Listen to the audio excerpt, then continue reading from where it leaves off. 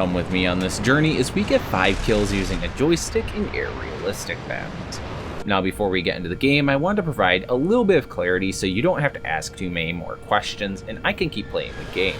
At the start of October, I cut the fuck out of my hand, and since I had to switch how I play the game to accommodate what I would consider to be a rather large problem. In comes the Velocity 1 flight stick, a flight control stick which I have conveniently bound like a left-handed nunchuck of doom to replace the normal clusterfuck you would find on my keyboard. While it may not be perfect, this has allowed me to get back to playing the game and learn another method of flying that might not just help me, but anyone unfortunate enough to have the same sort of issue.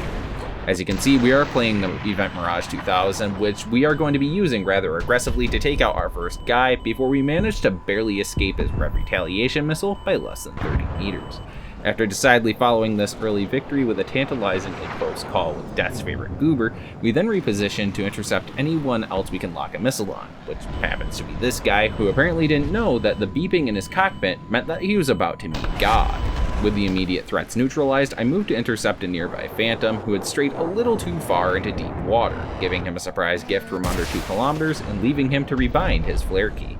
Spotting another Phantom, presumably returning from bombing our bases, I launched my final missile, which sent the Phantom in a key-smashing panic that resulted in his early demise. Now with only 2 enemies left and a somewhat generous idea of where to find one of them, I engaged with our last guy, another Phantom. Without any missiles, I focused on trying not to die, which gave me the chance to chase him down and punish his eager attempt on my life, closing out our match with a total of 5 kills and yet another successful mission.